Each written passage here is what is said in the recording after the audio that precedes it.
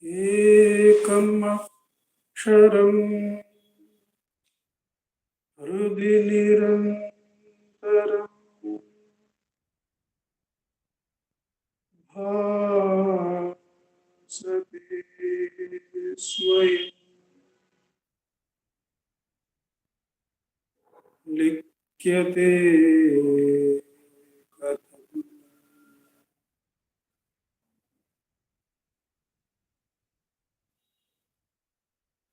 Hridaya kuhara madhye kevalam brahmamatram yaham maham iti sakshat atmarupena bhati hrudi vishamanasa swam chinvata majjata pavana chalana rodha atmanishto bhavatvam.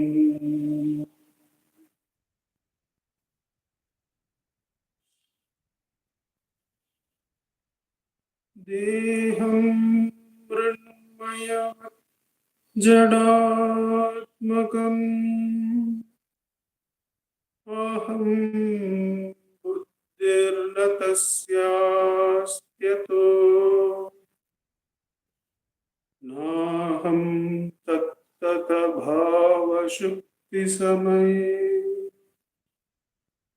siddhatma sadbhava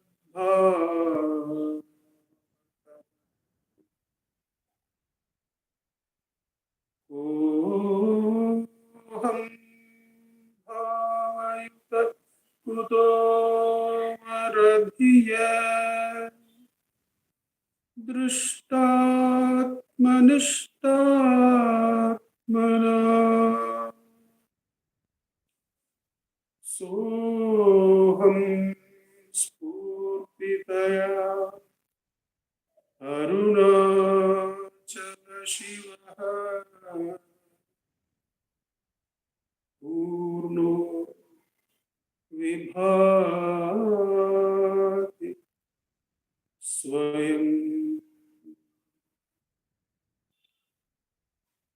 soham spurtitaya arunachala shivaha purno vibhati swayam.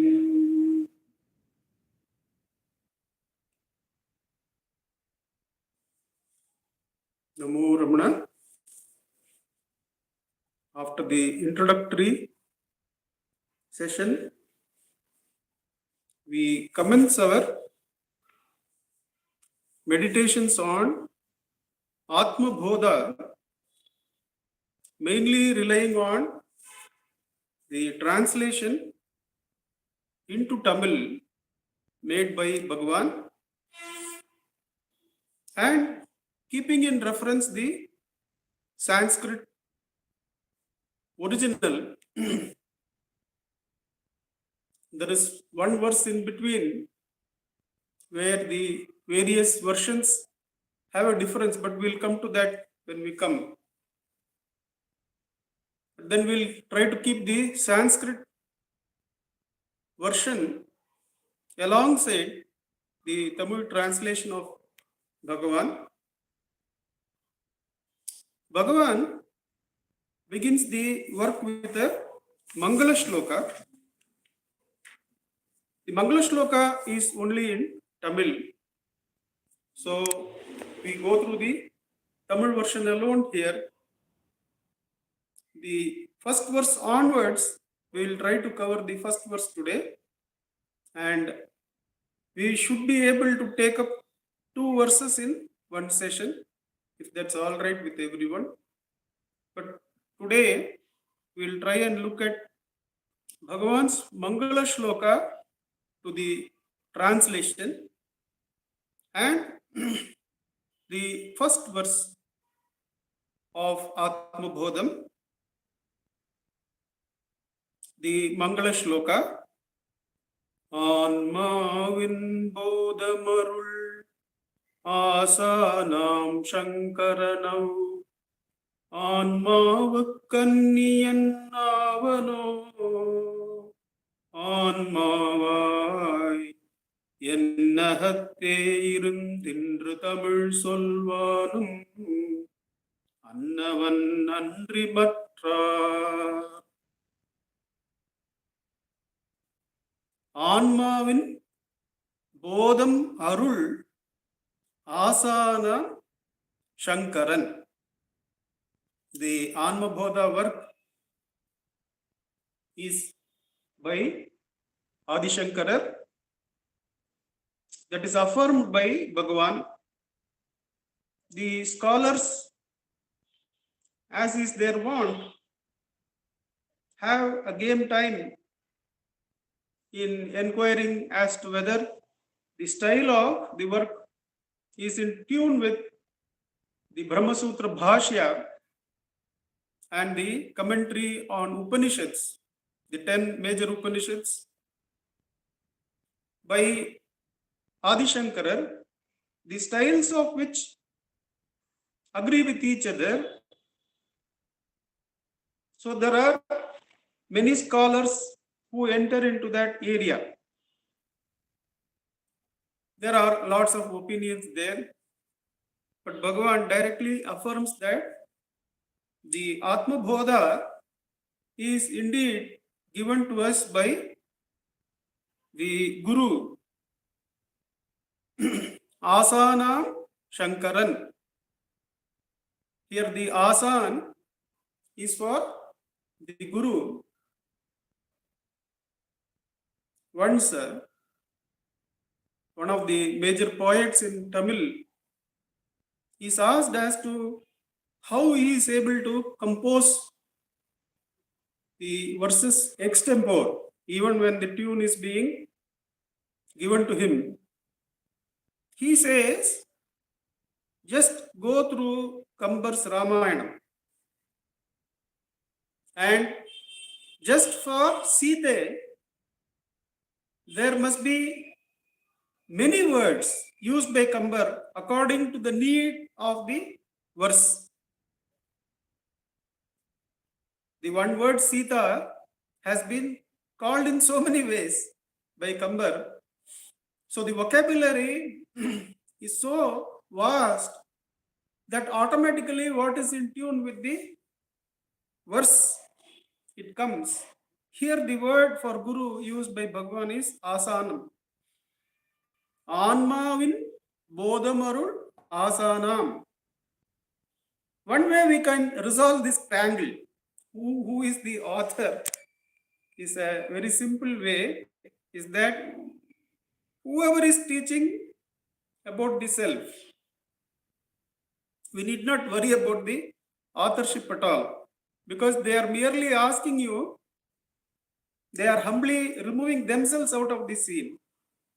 The work, the author, they are humbly removing themselves out of the scene and saying that the truth, the ultimate truth, lies within you as the self.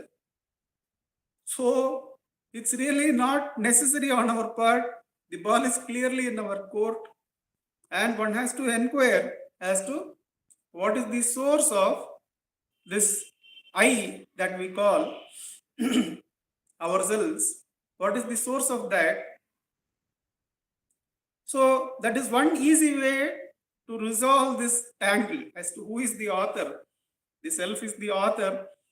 So we need not worry about whether it was Adi Shankara or one of his 4 main disciples who took over the 4 ashramas set up by him, or one of the subsequent acharyas, or somebody completely away from this lineage. That's not a point of inquiry for us. But Bhagavan resolves it even in the outer by saying, Anmavin bodhamarul asanam. Bodham is direct perception here. The aparoksha anubhuti. Paroksha is that which is indirect. Aparoksha is that which is direct. Since there is nothing that can be directly expressed in the world, the double negative as Advaita, Aparoksha is used to indicate the most positive of positives. Anmavin bodham arul asanam Shankaran. The Guru Shankara has blessed us with this work, Atma bodha, the self-knowledge as it is translated in some of the translations. He has blessed us with this work. Anmavu kanniyam avano. Can he be apart from the self? Can he be alien or apart from the Atma? Anmavukku to the self. Anniyam, alien or apart from avano. Can he be? Anmavam bodhamarul asanam Shankaran. Au Anmavukku anniyam avano. Can he be apart from that self? So the implication to that question is, he cannot be. One of the religious teachers was asked by one of the disciples, why is it, sir? For every question I ask, you respond with a counter question. Don't give a straight answer at all. You ask a counter question for that, and I find it difficult to find any answer and be stunned into silence. Why is it that you reply every question of mine with a counter question? And the teacher says, why shouldn't I? So that is, in this world, to turn inward, the teacher best leaves the student with a question, so that the mind of the student turns inward rather than outward in holding an answer. So Anmavin bodhamarul asana Shankaran au Anmavukku anniyam avano. Can he be apart from, can he be alien to that self? Anmavai en ahatte irundu. The author of this translation, Bhagavan Sri Ramana Maharshi, is saying that as the self, the same Shankara is remaining inside the I, inside the Ahaguhai of Ramana, as the resplendent self-luminous self that is present within the I thought. As Bhagavan says in reply to who are you, Bhagavan says, Hariyaditara Jivara Ahavarisa Guhai Arivai Rami Paramatman Arunachala Ramanan. So that Atma, Shankara is as Atma, as he cannot be apart from Atma, as Atma. Today, as I am translating this, from within me, ennahatte irundu, there is no place or no time where the self is not there. There is no place or time, since all places and all times are dependent on the existence of the self. That's why Bhagavan's Brahmastram, that to know your existence, you don't need any other proof or any other validation, he says. Time and place, or a guru's form bound in time and place, need not reveal the self to you. That is, need not reveal your own existence. Are you not aware that you are existing? Says Bhagavan. And that is the Brahmastram, the only self-evident truth. That if you look for self-evident truth in Google, you will find this, that the I am is the self-evident truth. We see that in the Constitution of US, they try to bring in 3 self-evident truths from the perspective of Jiva. Find that right to life, right to speech, and right to property. The body being one property, then within certain rules, the society also gives a right to property and right to speech within those given rules, which doesn't infringe on the rights of others. So those 3 rights are self-evident truths, says the Constitution. But Bhagavan says that those 3 are also not present in deep sleep. In deep sleep, the right to separate life, the right to speech, and the right to property are not there. But the right to existence is not taken away.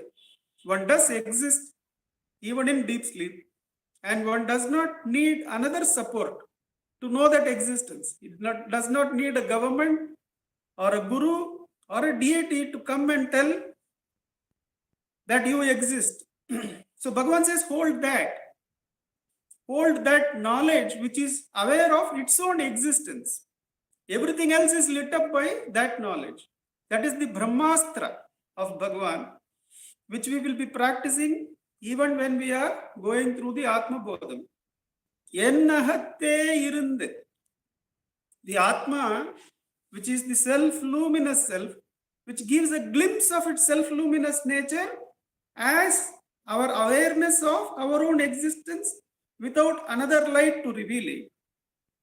Anmavai ennahatte irundu. Bhagavan is writing within the eye of Bhagavan, the same Atma, the Shankara, is present. Indru Tamil solvanum. Today, translating the Atma bodha into Tamil, Annavan Andri Matrar. Is it not Shankara himself who is doing this translation also? Let us put it together. Anmavam bodhamarul asanam Shankaran. The Adi Shankara, the Guru who has blessed us with this work, which is the revelation of direct perception of the self. Can he be apart from that Atma, the self-luminous self? Obviously, no. Today, remaining as the Ullapurul, remaining as the what is inside me, is it not the same one who is writing the same work into Tamil? You tell me. Can it be anybody else? That is the verse. That is the Mangalam. Now, the obvious interpretation of this is that it is Shankara himself who is writing in Tamil. If you go back to the introduction, the last week or week before that, we had gone through the incident of Jayadevar narrated by Bhagavan, where, I'm sorry, it was not in the introduction, it was in some other session, that in Jayadeva's story, we find that Jayadevar is releasing the work Gita Govindam for the first time in the king's court, and as he is about to release, into the Sabha, into the Avai, comes an old man who says, stop this release, it's not a new work. Only a new work is worthy of such release. And goes on to recite some of the verses inside. And Jayadevar falls at his feet, as you must be the Ishvara himself, Hari. And Bhagavan narrates that to say, goes on to say that this own translation, we should not be surprised if somebody claims as his own at a later date, coming into this hall of ours. indicating that whatever appears into this world has to pass through the toll gate of Ishvara, has to pass through. We need not meditate on whether it is predetermined, pre-written, or otherwise, but definitely it has to pass through the Ishvara. Without Ishvara, those words could not have appeared on this earth. So Bhagavan is saying somebody, that is Ishvara, could come and claim that this translation is also his, that we saw. But in this verse, we are not going to see the Ishvara Shakti. We are going to see that the author, the translator, Bhagavan here is saying that is it not Shankara himself who wrote in the Sanskrit original? Is it not he, being not apart from the self? The same Shankara who is writing in Tamil now. That is one way of looking at it. But Kanakamal has a very interesting way of looking at this. That if the Atma is the constant, then it can be looked at that it is Bhagavan Sri Ramana Maharshi who, as Shankara, wrote the original also. So that is another way of looking at it. That since the Atma alone is there beyond time and space, it does not matter whether it is forward in time or backward in time. What is forward, what is backward? What is past, what is future? All that is nothing but the self. So if one is in tune with that flexibility, then one can easily see that it is the same Bhagavan Sri Ramana Maharshi who wrote the original in Sanskrit also. Of course, it becomes clear that in the last line, Bhagavan says, Annavan Andri Matrar. Annavan Andri Matrar is not everything the self. Is not everything the self is the finishing line in one sense. Is not everything, not only Shankara the self, not only the Sanskrit the self, not only the Sanskrit work of Anma bodham the self, not only Bhagavan Sri Ramana Maharshi is the self, not only Tamil is the self, not only the Tamil translation is the self, everything is verily the self. You, I, the time and space in between, everything is the Atma Swarupa only to the Jnani. Annavan Andri Matra, who else is there? As we keep repeating Bhagavan's golden words, Tannai Aridalindri, Pinnai Edarigilan. Without knowing the self, what is the point or purpose in knowing anything else? Tannai Arindidil. Once the self-luminous self is known, knowing is being there. That is, if one is the self-luminous self, then what else is left to know? Tannai Arindidil, Pinnai Uladariya. Is there anything apart from the self-luminous self? The one who is abiding in the self is, as Bhagavan says to Nagalakshmama, everything is there present as the self. The sari, the beauty, the color, everything is present as the self, as the self-luminous self. Where is the need to look outside? For sari or for beauty or for color, there is no need to look outside of yourself. To turn inward and abide in the self is to be everything. Annavanandri Matrar. Is there anything other than the self? That completely brings down the curtain on the whole thing. That the self alone is there. There is no division as time and space. There is no division as language. There is no division as past and future. There is only the Atma. That is another way of looking at the Mangala Shloka, where just as the Mangala Shloka in Ulladanarpadu, the whole work is laid bare that everything is the self only. That even the very words we will be doing Nididhyasana about in verses 31 to 41, even those very words will vanish, as in the first 6 verses itself. the Acharya says, Katakarenvan, like the sadhana that you do, the self-attention that you do, the nididhyasana, holding the statements that the Adiguru is giving that you do, that also will vanish like the alum that has been put into water to remove the dirt along with the suspended particles. The alum will join, settle down, and will be removed, leaving the pure water. Like that, the jnana sadhana also will be removed, leaving the Brahman alone, leaving the Atman alone. So even these very words will be completely absorbed into the self-luminous self. That is the Mangala Shloka. Anmavin bodhamarul asanam shankaranav. Anmavukku anniyam avanav. ஆன்மாவாய் என்னகத்தே இருந்து இன்று தமிழ் சொல்வானோ அன்னவன் அன்றி மற்ற R. It is the very same Shankara who is writing. We saw it is the Ishvara who is writing. It is Bhagavan Sri Ramana Maharishi.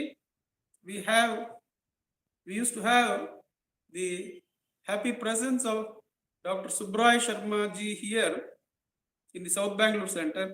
He would relish this kind of going back in time,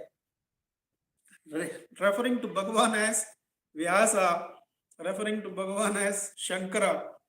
So that's what comes to mind, that he would say that it is the same Bhagavan Sri Ramana Maharishi who is none other than Adi Shankara himself, he would say. So that is one way of looking, as Kanakamal also agrees. And of course, the reality is that once abiding in the self-luminous self, the very words that came in support for Nididhyasana, Shravana, Manana and Nididhyasana, those words get absorbed into the self-luminous self. We go on to the first verse. We'll try and chant the Sanskrit. If possible, we'll complete today. Otherwise, we'll continue in the Tapobihi Kshinapāpānam Shantanam Vitaraginam Mumukshunam Apekshoyam Atma bodho vidhiyate. Tapobihi Kshinapāpānam Shantanam Vitaragina Mumukshunam Apekshoyam Atma bodho vidhiyate. It's very self-evident, very simple, but we'll read the Tamil and then take the word meaning. The Tamil is Tavangalinal பாவம் தவிர்ந்தவராய். தபோபிகி தவங்களினால் பாவம் தவிர்ந்தவராய், சாந்தி அவிர்ந்தவராய், ஆசை அருந்தாராய், பவமுக்தி ஆதரமார்ந்தாருக்கு அடையத்தகும் ஆன்மபோதமாமீது புகழ். The Bhagavan's translation will leave the best of the scholars astounded. I came to know that only when I was looking at the translation of Ulladu Narpadu in our first round 2 years back, when we were going through Ulladu Narpadu for the first time. I had the translation of Robert Butler. What a scholar he is in both English and Tamil. Putting aside the shame that a natural born Tamilian may feel, a real scholar. The analysis of the words, their grammar, and the reason why he translates in a particular way, bringing on the meaning also taken from different contextual translations. real expert in that, even such experts will be left astounded in the translation that comes through, where not a single word escapes attention. And let me not reveal the suspense. You just pay attention to Bhagavan's translation of the Sanskrit. That's a different story byline in itself. So those who are interested can take that up. I am no scholar. I am just going to point to the sadhana that comes out of this. So the Sanskrit words are tapobhi kshina papanam, shantanam vitaraginam, mumukshunam apekshiyoyam, Atma bodham vidhiyate. That's as simple as that. In Tamil, Bhagavan says, Tavangalinal pavam tavirndavarai. Tapobhi kshina papanam. Tavangalinal pavam tavirndavarai. Tapobhi, from penances, from tapas, their sins or their errors made leena, made kshina, made weak to a large extent. Kshinam papanam. Tapobhi kshina papanam. The sins have been weakened to such an extent by the tapas of such ones. The first verse is on the student's eligibility. Who is eligible to do the Shravana, Manana and Nididhyasana of this work. Tapobhi kshina papanam. Tavangalinal pavam tavirndavarai. Shanti avirndavarai. Shanti avirndavarai shantanam. Asai arundarai. Vitaraginam. Raga completely removed. Asai arundarai. Bhavamukti adara ஆர்ந்தாருக்கு. Mumukshunam. Bhavamukti. The freedom from bhava who are seeking. ஆர்ந்தாருக்கு அடையத்தகும் ஆன்ம போதம். Mumukshunam apekshiyoyam. Out of the request of the sincere mumukshus, those who are seeking liberation from the cycle of birth and death, for them vidhiyate, for them I am bringing out this work called Atma bodham, says Bhagavan Adi Shankara. That's translated like this: Tavangalinal pavam avirndavarai. The tapas that the jiva take up in the karma area, knowingly or unknowingly, we do or we fail from doing. What do I mean? Fail from doing what has to be done dharmically, or do something that is not to be done. Either way, we are supposed to incur the result of adharma. The result of adharma is technically called sin. And in our Hindu religion and in the mainstream of the teachings that we have a whole area of prayaschitta. How to remove these sins that is due to commission and omission. Commission of acts that have been given a stop, and omission of that which you are required to do. Either way, we are said to occur sin. But how it is overcome? Technically, there is a lot of, it's a very complex area, the prayaschitta marga. But Kanakamal writes that there are two main types of penances. There are many types of penances, but she writes about two: Kricharam and the Chandrayanam. Kricharam and Chandrayanam. Both refer to the fasting tapas, the fasting penance. In Kricharam, the number of ball of food that you take, the penance is for 4 days, somewhere between 22 and 24 one handful of food you can take only once in a day. Then in Chandrayanam, the food is increased with the increasing moon from 1 kavalam to the 14, then down, from there down to 0. So the entire month is kept as a fast. These are some fasts that Kanakamal is referring to. There are a whole list of penances. But by taking up those, what happens to the jiva? The jiva is freed from the many of the sins that it has committed or omitted or incurred due to omissions. Shanti avirndavarai.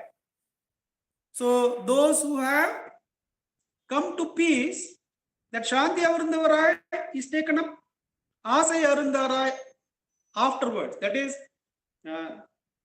tapobihi, the penances taken up have reduced the sins, and the asai arundarai, the bondages that we have that keep pulling us outside as desires for this or that. When we have attachment in relationships, we wish this or that for them instead of abiding in the self which they really are. But as we understand this, that each one is really having the Ishvara within, and each one is really the self, and it is the self and Ishvara who are primarily bringing the journey in them, then one starts turning inward totally, because the same Ishvara is only present in everyone and is present in me. I am not the primary contributor to them. Wherever Ishvara wants me to contribute, we cannot escape that. But our primary aim is to see the Ishvara inside, the Atma inside. Once we realize that, then the bondages really become non-existent, because all those relationships are only to find this inner light. Previously, what you called as husband, wife, son, daughter, grandfather, grandmother, all the lineages, everything is there only to find the Atma inside. So none of them will be called by the same label as earlier. Ishvara is present inside us. The Atma is, the self is present inside each one. It is that which is carrying each one towards the perfection. And where that wants us to take place, act in the outer area, we cannot escape it anyway. So we need not try to avert or to desire it. So the desires get dropped once we understand the omnipotence of God and the presence of God as the Atma within everyone, the omnipresence of God as the self within. Then the asai arundarai, the desires that we have for others and for ourselves, that gets cut. And when the desires are cut, and when the errors that we make are all now weak, then what happens? There is a peace. Shanti avirndara. There is a peace. Though it comes in the middle, the Shanti comes once we are freed from the desires and freed from the unnecessary errors of hurting others, of bringing injury to ourselves and other jivas.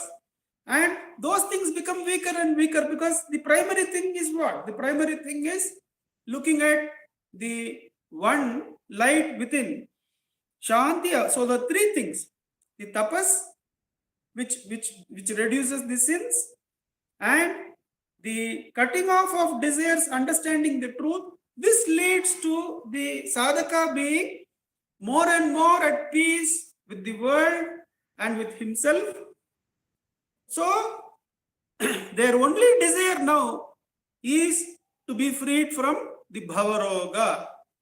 The Bhavamukti Adhara Arndarakku. The ones now who are desiring only the Mumukshutva, the freedom from Bhavaroga, because that is what is veiling the light within. That Bhava, which makes me attached to the name and form, is the single veil that is covering the self-luminous light. ஆர்ந்தாருக்கு அடையத்தகும் ஆன்ம போதமா மீது புகழ். That this Atma Bodha, these ones are the ones who are eligible to investigate, to do Shravana, Manana and Nididhyasana of this work called Atma Bodha, translates Bhagavan. Let's put it together. Tapobhihi Shina Papana Shantana Vitaragina. Tapobhihi Shina Papana Vitaragina. Freeing from desires and the tapas, reducing the errors. Automatically Shanti is there. Shantana Vitaragina. The only desire then to such ones is what? That let there be mumukshutva to everyone. In every light, in every being, let there be only bandha mukti. The happiness not of reaching point A and merely going to point B, but the real happiness of mukti. Let that alone be there within everyone. When we wish that for everyone, then there is complete turning inward. When everyone is wished only, let them be liberated. Not merely, God don't merely take them from point A to point B, where the goalpost is going to be shifted to point C again. Let them all have this one great happiness, one real happiness of freedom from birth and death. When one wishes that for everyone, automatically one's own wish is only that this is the only real happiness. Let that alone be my singular goal.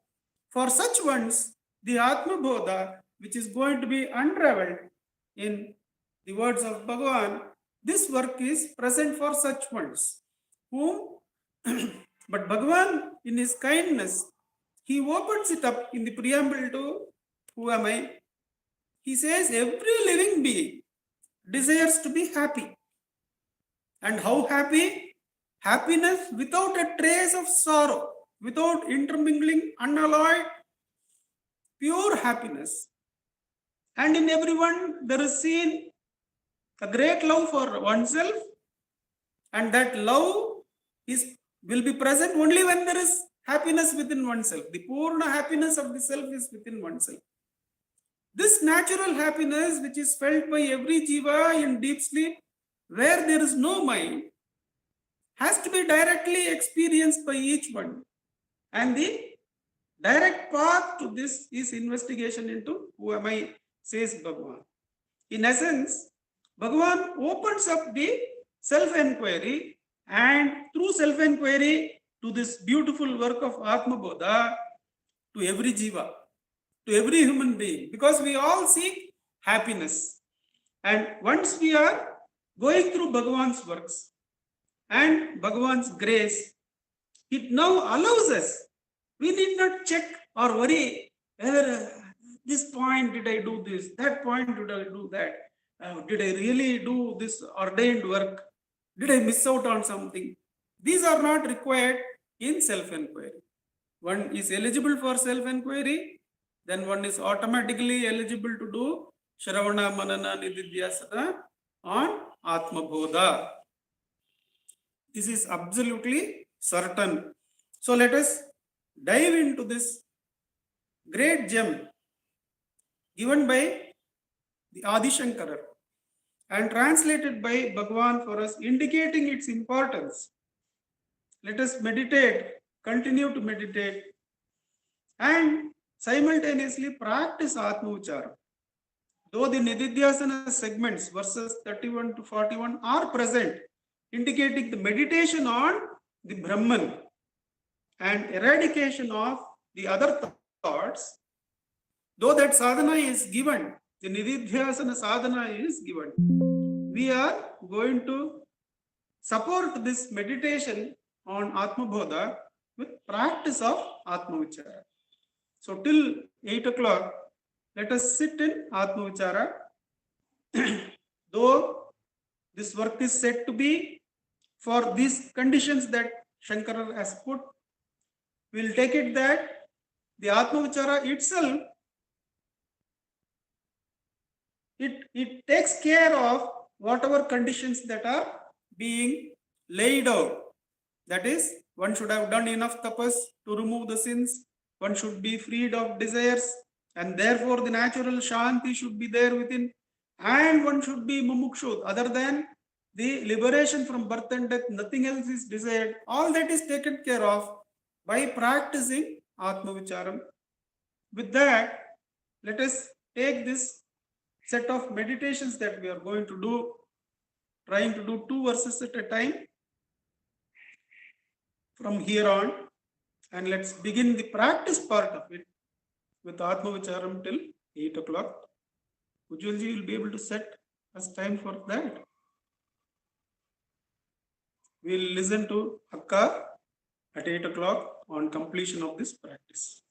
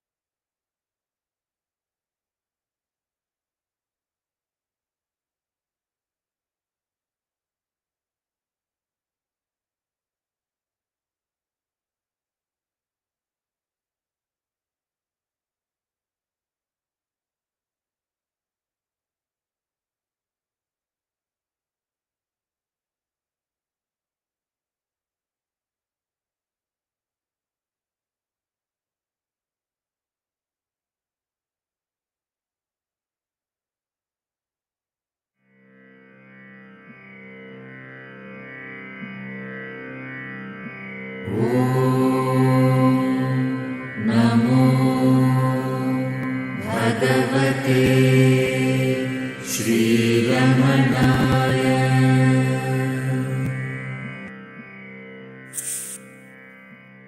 Namo Ramana.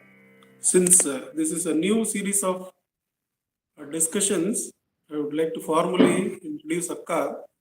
At this point in our discussions, we have our President, Dr. Sharadaka, giving us her remarks on these verses. Namo Ramanaka. Namo Ramana. Thank you, sir. Prostrations to Ramana, shining as the self in all beings. In a sense, it's a new journey, but in this new journey, we have begun with a verse which says there is no new journey because the same Shankara as Ramana or Ramana as Shankara are giving us the truth about the self, which is ever new, but which is also described in the Bhagavad Gita as Sanatana, which is the most ancient, which is not at all new, which is ever present. It is not newly created, but which is also said to be by the Vedas declared as Navo Navaha. So we are entering into that journey by the grace of Bhagavan. And there were a few points today where it was said that what is the distinction between the knower of the self and the self. And also Nandakumar ji remembered Subbaraya Sharma, and one of the very favorite points of Subbaraya Sharma ji was to remind one of the Shastric statement that the knower of the self is verily the self. The knower of the self is not a knower of the self, but he or she is the self itself, because there is no knower of the self apart from the self. There is none to know the self. And again, these negatives are given, the negative definitions are given, because to negate, it is that which is not to, that which is aparoksha. So these kind of definitions are given. So it is the self itself which reveals itself at all times. And Bhagavan has said that the self is the Guru. When asked whether Bhagavan had a Guru or not, and Bhagavan has said, I did not say I don't have a Guru. I did not say. Bhagavan was asked, is a Guru necessary? And Bhagavan says, I did not say that Guru is not necessary or that I did not have a Guru. The self is the Guru, he says. The self is the Guru. And as the self is the Guru, all things are included in this. This is what was highlighted with reference to the first verse. I also recalled with reference to Kanakamma's statement that Bhagavan was Shankara. It is very typical of Kanakamma to say this, because we have Muruganar Swami's Tirundiyar. In the Tirundiyar, Muruganar Swami says, Ganesha, Ramana, as Ganesha, he did this. Ramana, as Narasimha, he did this. Ramana, as Shiva, he did this. And then he says, Oh Ramana, please give that Upadesha which Shiva gave to the sages of Darukavana. So that Upadesha which Lord Shiva gave, you are that very Shiva. So that very Shiva is Shankara, that very Shiva is Ramana, that very Shiva is the self. And that is the most important part. So this Upadesha is springing directly from the self. The Anma bodham is being given by the very self. The self reveals itself. Because in the Vedas, it is said that the self alone has to reveal itself. It is not possible for the mind to understand or comprehend the self. So in Upadesha Saram also Bhagavan says, Jnana Varjita. It cannot be known. Of course, it cannot be unknown also. So this was the first verse for us to understand that the timelessness of Upadesha, the eternality of the teaching. That is what is brought home when Bhagavan says that the same Shankara, as Ramana he is saying it. So there is, the teacher merges into the self, as Nandakumarji pointed out while meditating on the first verse or the dhyana verse of this work. And then we come to the work proper, where we are told, in a sense, the qualifications for the Anma bodham. And in Ramana Gita, in the chapter on self-enquiry, Kashni asks Bhagavan, what are the qualifications for doing self-enquiry?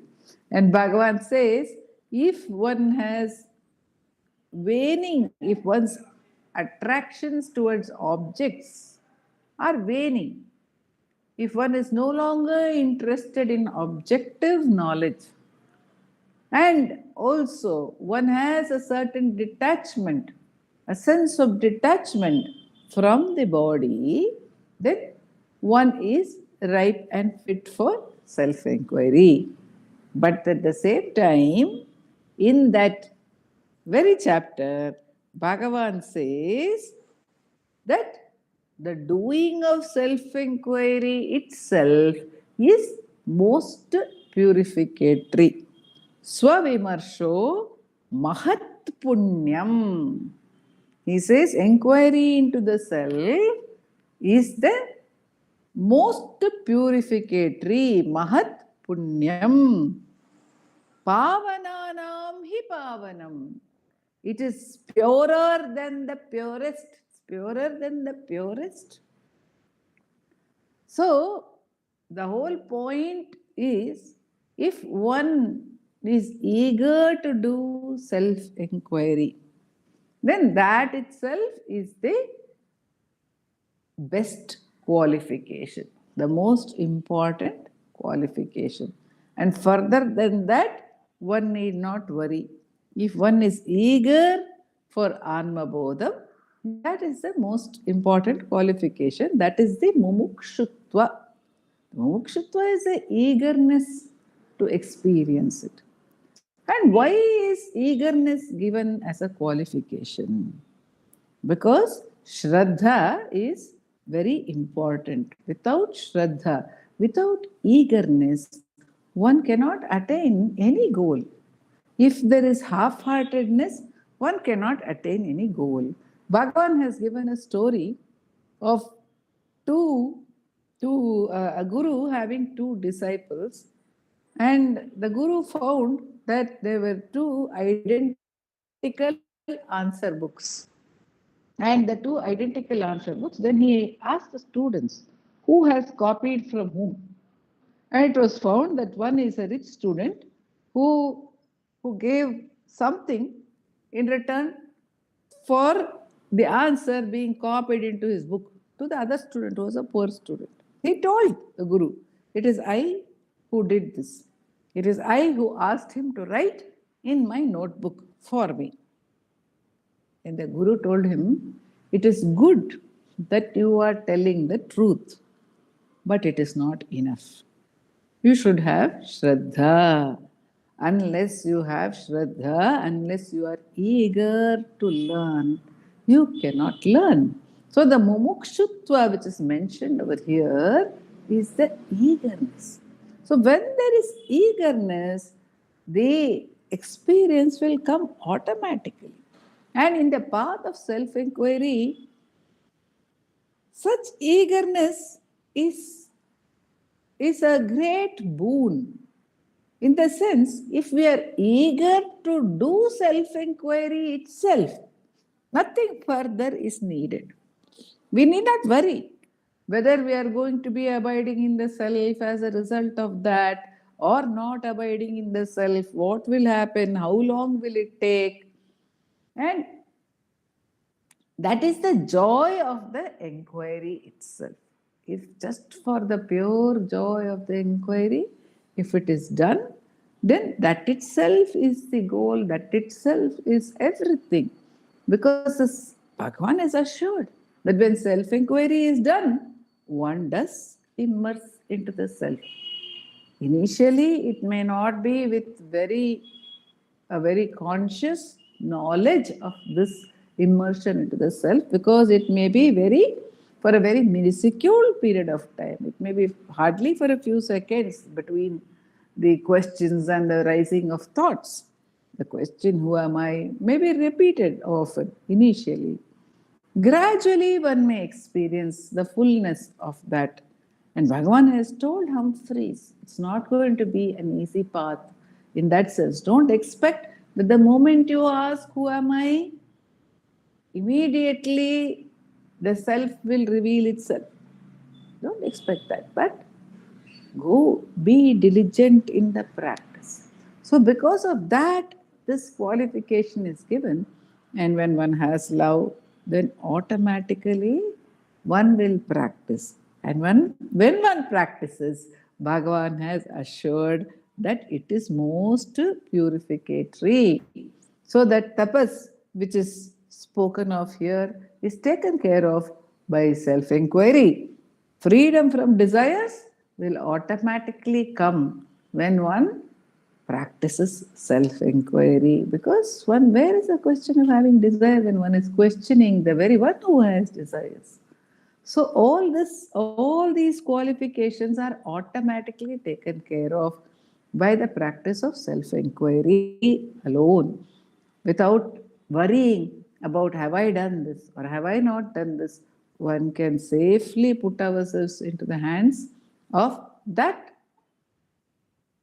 Atma bodham itself, which has come as Ramana to reveal to us its own beauty in its grace. Because otherwise, why one more translation? Why one more? This is a question which Bhagavan posed when people asked him to write Aksharamanamala, write a poem basically.